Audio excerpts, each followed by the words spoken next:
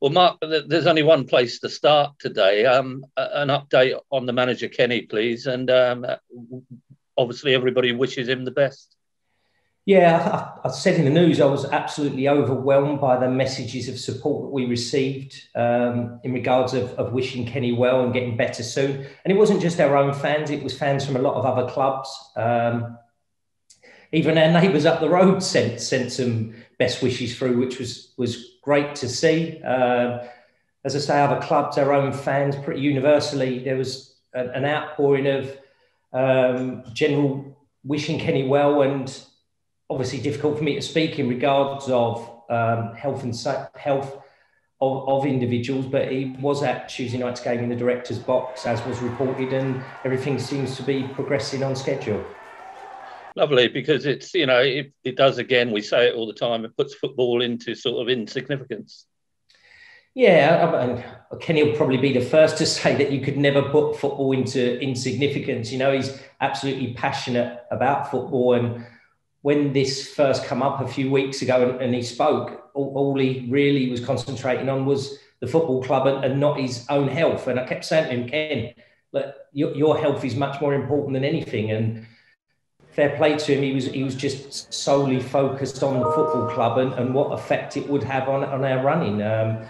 But yeah, I get what you're saying, and I do know what you mean, but we can't lose sight that we are a football club as well, and we wish Kenny well, and things seem to be progressing in the right direction. But ultimately, Kenny would be the first to say, yeah, great, but now let's get on with the football. Anyway, lovely backdrop there behind the Milton End. Yeah, it's good, isn't it? Right, on we go with some of the questions. Yeah. Are you or were you happy with the January transfer business? Did we secure all our main targets? Yeah, as we always said, it's very difficult in January because you are ultimately at the mercy of other clubs and their own situations. And even in December, we've had it previously where a club has said, yeah, you can have X player on the 1st of January. You get into the Christmas period, they have a couple of injuries and say, sorry, you're going to have to wait till the middle of the month. You wait, and then it's, sorry, you're going to have to wait till the end of the month. And then you have decisions to make. Do you go for someone else even though it's not your primary target? But yeah, this summer we went in, we did have the targets, we pulled off the vast majority of them, and I do feel that as a squad going now into what is a really hectic last 9-10 weeks of the season, we are really well positioned both from a league point of view and from a squad point of view to really have a serious assault at trying to get those top 2 places, and that is the aim and the ambition of the club. Does our contract with Nike run out at the end of the season? If so, will we be looking for a new kit manufacturer? It does run out at the end of this season, but we are all but done on hopefully agreeing a new deal with them, and yeah, we've got no intention of going elsewhere. One would imagine that... Sorry, Johnny, yeah, just to say we're really happy with Nike. It feels like a good fit, themselves and the university just feel the 3 of us as a partnership moving forward just feels really good and something that we, both in regards to the university and Nike, we're going to be looking to extend if possible. A case of don't change what isn't broken. Don't change what isn't broken. And they've been very good to us through the pandemic as well. It's a global brand, very highly respected, as is the university. So in both instances, as being key partners of the club, yeah, we wouldn't be looking to change. Now, negotiations wise, maybe that won't be possible to proceed with both or one of them because nothing's signed in at the moment, but that is what we're working towards. And importantly, as with previous kits, not too many complaints. No, we don't seem to be getting that many complaints, these days. And you go back to, the long discussions we had when we were taking the decision to move from Sondico, where we listened to the fan base, and you were on a lot of the calls and the meetings with me, Johnny, where it was clear that even though we had that flexibility with Sondico in regards of, working with them, designing kits, they were a lot more bespoke to the club, where when you go with a brand like Nike, really, you have to fit with their identikit of how they operate. But on the whole, that seems to have worked relatively well. Now, we've been here before, a few fans saying that now would be a good time to start work on the Milton End. Where are we with the potential development of the stadium? Well, as we've said consistently, and I do believe that we have said this all the way through, even since Michael first took over the club, that our ambition is to try and stay at Fratton Park. We are, as was always pointed out, a huge amount of difficulties in doing that. And one of the issues, as we've said all the way along, is if we start the Milton end and spend the millions required to do that, we really then have lost any bargaining or negotiating power with what I call the local stakeholders as such in regard to the council, other commercial assets locally, the highways agency, the train service, Southwestern trains. So there's a huge, it's not just us in isolation can do things without worrying about the knock-on effects of what that's going to have in the wider community. And ultimately, there's no point in building a stadium, let's just say, that can get to 30,000 or possibly even more, who knows, that the council immediately then say, well, unless you do this work and that work that's outside of our control, we're going to limit your capacity to 20,000. So there's a lot of issues that are totally outside of our control that we are continuing to work on, but we've got to get the pieces of the jigsaw in the right timeline. And you can't put the cart before the horse, and to do a largish project such as the Milton end before we've got the other pieces of, the jigsaw in the right positions just doesn't make any commercial sense. Sounds a very, very long, drawn out, complex process. Well, if you look at some of the development, I mean, if you look at Everton, Tottenham, these been talked about and worked on for decades. We've had really 3-4 years of it. So we've still got a long way to go, but it is unfortunately energy sapping for me, for Michael, the rest of our board, but we will keep ploughing through and doing what we can to achieve it. Right, a red hot subject here. What was the club's reasoning for bringing in an official betting partner? Some will feel that it's taking easy money rather than sticking to community club ethics. Well, I think if we were going to take easy money, we would have took some of the big money that's been offered to us for stadium naming rights, front shirt sponsorship, and we've never done that. So VBet, I mean, let's be honest with ourselves here. Like, the league and our shirts already have Sky Bet on them. They are our sponsors anyway, whether we like it or not. When we have the cup runs, and we do get really good money for the LED digiboards that come in for the TV, they bring their partners with them. We have no real say on what can go on there or not, or we don't have a deal, and they invariably have betting partners. Now, the VBet deal's been worked on for a while. We did have a bit of soul searching with that, but the work that they're doing in the community generally, the level that the sponsorship's at, and it's during this period of time as well. And as I say, it's not just about the money, but we have to consider the finances where there's no money coming in. It was just something that we felt was the right thing to do at this particular time and at that particular level. Right. Now, it's been an unprecedented season. Nobody would disagree. What does the club have planned for Flexi-season ticket holders who haven't seen a game yet? And who are not going to see a game now? To be fair, we made clear from the very start that the Flexi ticket was just to reserve your seat for the season. There was never any guarantee that you would get tickets for games, or other than that you would have the priority for tickets at games. And unfortunately, we've only had 2 games at home. And so by default, there was only 4,000 people have been able to attend in total. And we had 13, 14,000, whatever the number was, in Flexi-season tickets. So again, outside of our control, the stadium carries on needing a lot of work, a lot of care and attention, even though there's been no fans attending this year other than the 4,000. And additional to that, we've actually given, so far, I believe, 2 free iFollow passes, and there is a plan to carry on with that moving forward. So we uniquely, I think we've been recognised as being one of the best clubs in all 4 divisions, including the Premier League, where a lot of the other clubs took the decision to charge full price for the season ticket and have just given iFollow away on a game-by-game basis to offset that, which, doesn't cover the cost. So I think we've been good. I think recognised as being one of the best in that programme and how we approached our fans. And as I say, didn't take all the season ticket money and then just start giving away free iFollow passes. So, I don't think we have a lot to be sorry or apologise for with that. I think it was, as I say, a very, very good programme, and one that will have to be considered for next season.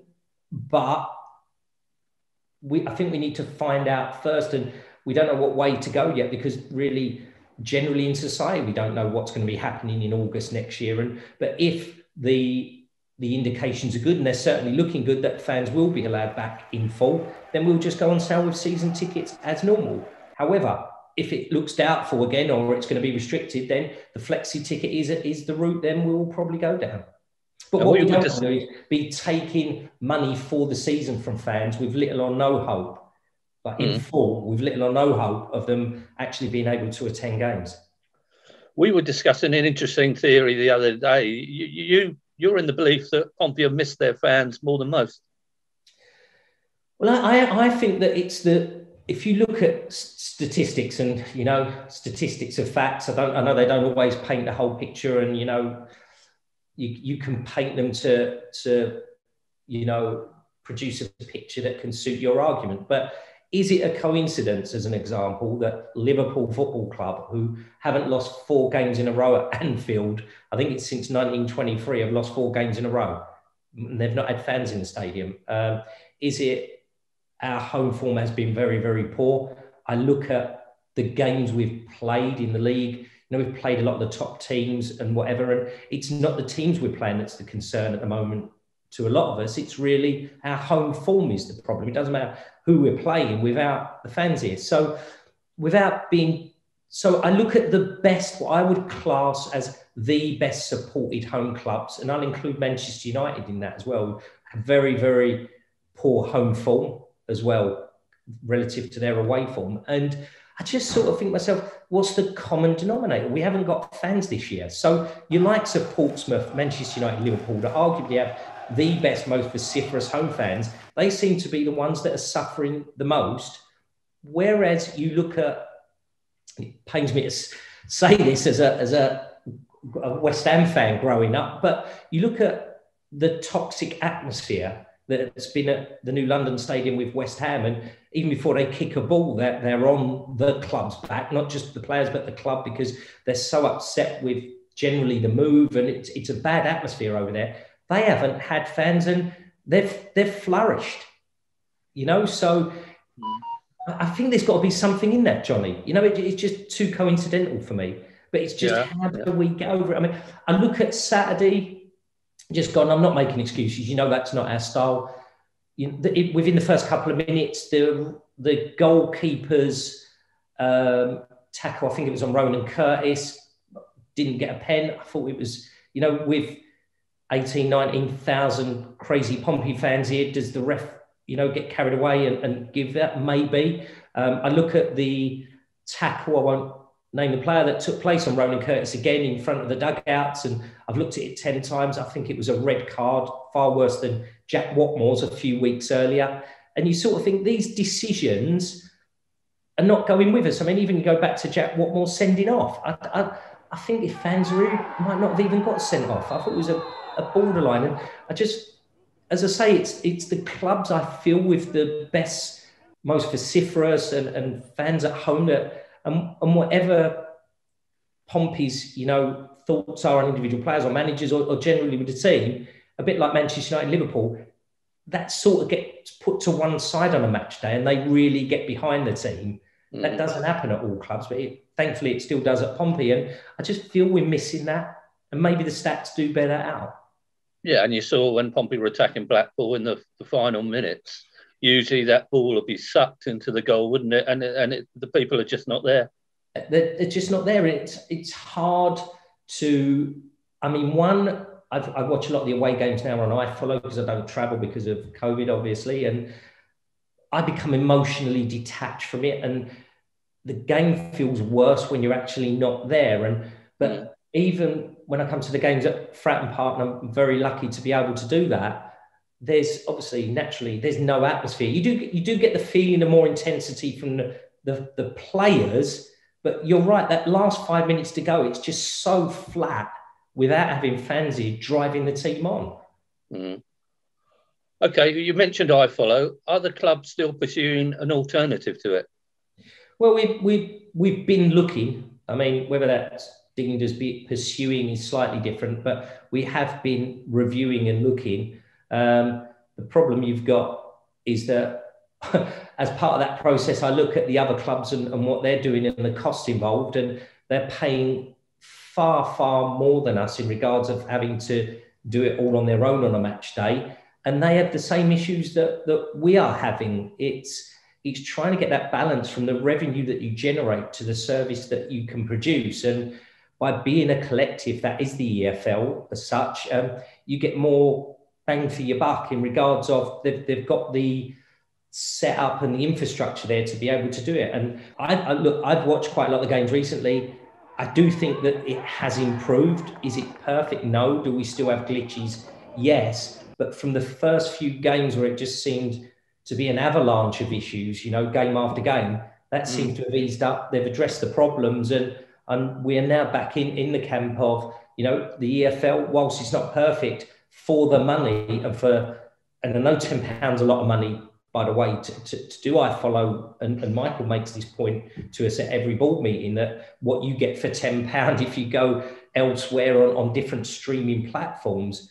But it's £10 because you only got maybe 2-3 games a month at home. And there is a lot of expense of putting that game on centrally via the EFL for a relatively small return. So economically, it makes sense to stay with EFL and keep working with them to improve the service. But at the same time, I've got a greater knowledge of, we have as a club, I've got a greater knowledge of what's going on at other clubs. But they're not earning the money that we are. Actually, the money we take, we do profit out of that. A lot of them are losing money and have an inferior service. So until we're convinced there is a viable solution that is better than what we've got, then we'll be sticking with the EFL. And an important question came up at the supporters conference meeting the other week. Some of these people now that are watching iFollow, it's like, have a few beers, don't have to travel anywhere. It's a job to get some of those back when it all comes back to normality.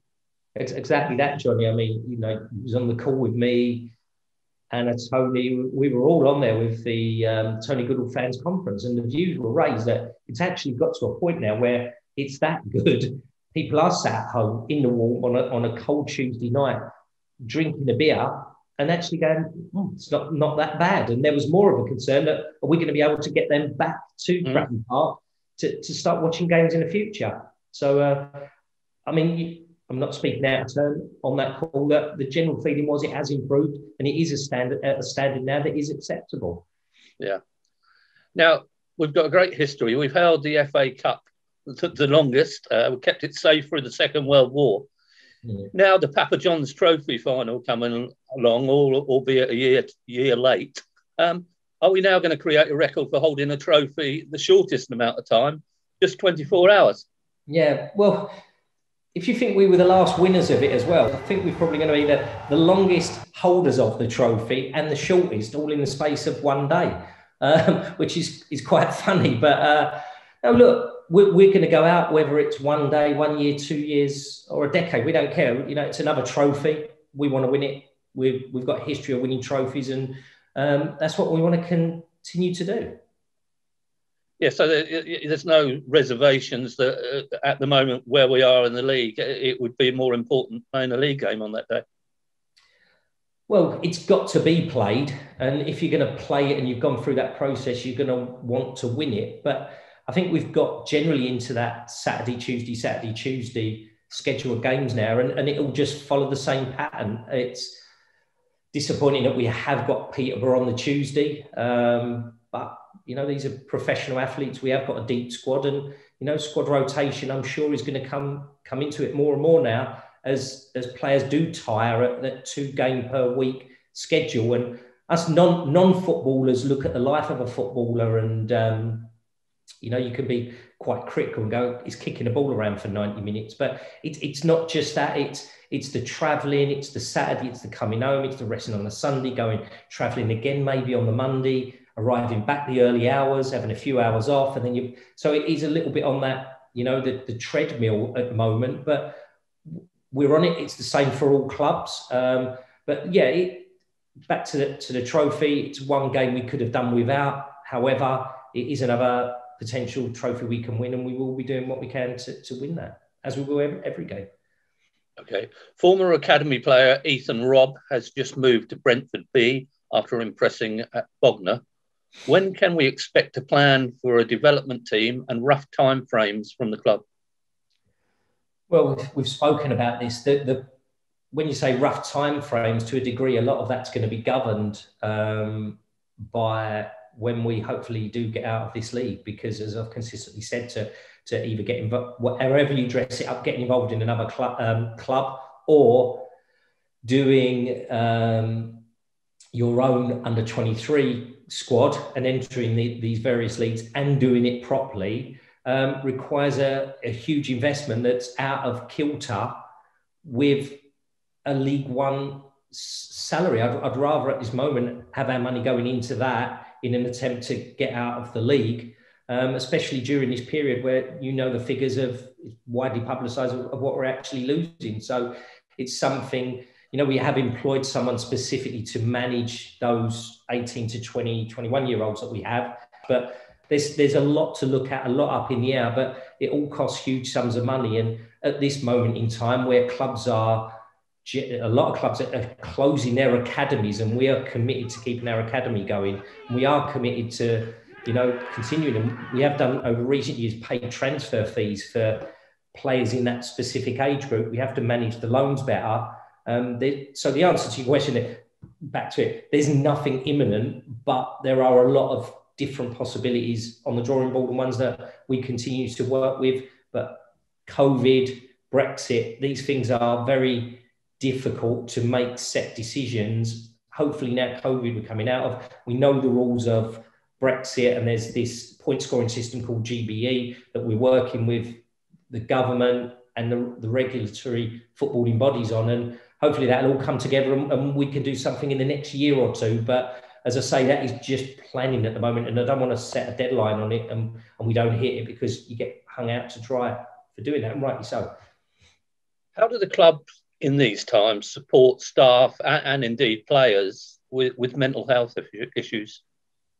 So we've been working with Mind, we've been working with the FA, we've been working with the NHS on these issues, but I think it's just such a huge problem in society. And you only have to look at the amount of young kids, I say young kids, and I don't mean that patronising, but people in like their 20s that, have taken their own lives during the pandemic. Pompey fans, it's hard for us to get our head around it. And that's exactly why we have to work with these other bodies, because they're professionals, they know what to look for. But I would say to anyone, even listening to this, if you've got issues, speak to people, speak to us.